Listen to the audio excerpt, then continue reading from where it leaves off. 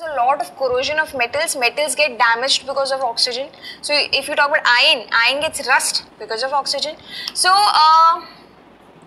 this process, if you see, this is called oxidation process, where things react with oxygen and get spoiled.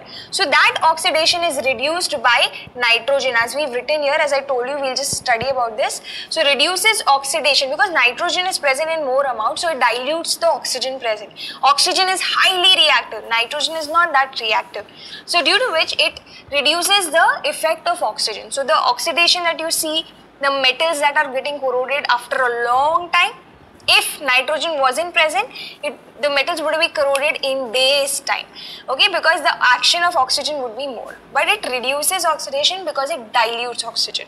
So I hope you are clear with the oxygen and nitrogen. As you know, they are very important for life, and apart from these, 1% of other gases are also present, like carbon dioxide, water vapor and other things.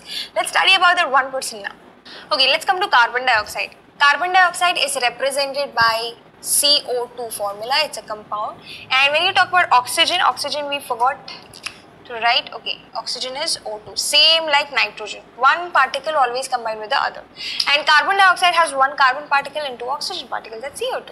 Okay, carbon dioxide is very important for plants because they cannot prepare their food if this gas isn't present around them. So it is very important for plant survival. Okay, so 1% of the atmosphere which is left, it is made up of several gases, and among those several gases, one is carbon dioxide. Okay, others are, we have inert gases. Okay, what are inert gases? Inert gases, like, we have names like helium, neon, krypton, argon. They are very, inert, as in they don't react with other things at all. They are present as themselves alone. They don't tend to go and combine with anything. So inert gases. So helium, if you can see, it is used in helium balloons which fly, right? Then you have argon, which is used as for bulb filaments.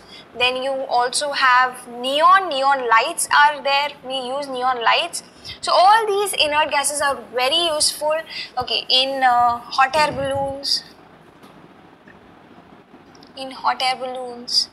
then in lights, in making lights, etc.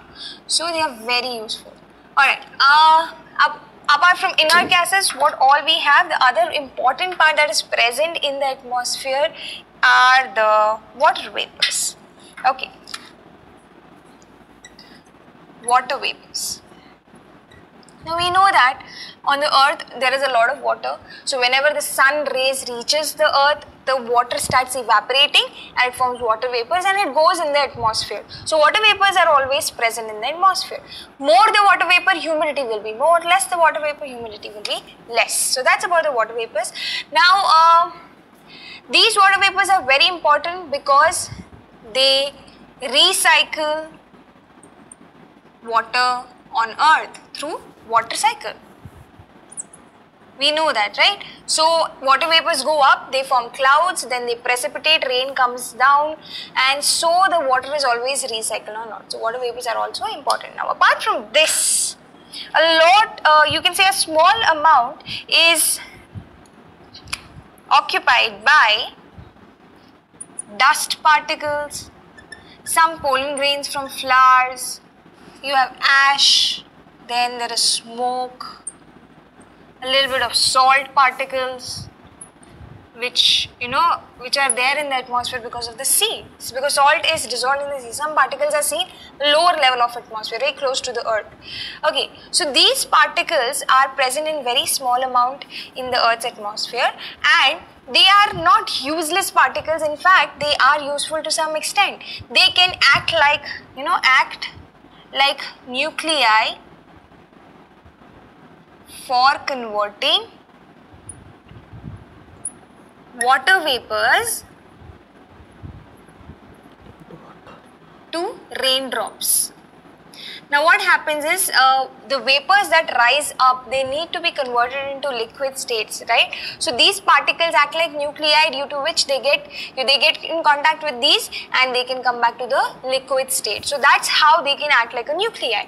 Even apart from this, they also, the other important thing, they scatter the sunlight. And so we can see actually the light path. If you sometimes see a light path of the sun coming inside your room and you see a lot of dust particles inside, you can only see these sunlight, these sun rays coming inside the room because of the dust particles. If the dust particles weren't there, you wouldn't be able to see the sun rays coming inside, okay? So they scatter the sunlight and we can see the light path. So I hope you're clear with all these things about, how the atmosphere is composed of so many different gases and what are the roles of each gas. So remember, everything present in the atmosphere is some way or the other very useful for us. So here we come to the end of this session. Let's move ahead with the other session where we'll study the functions of the atmosphere.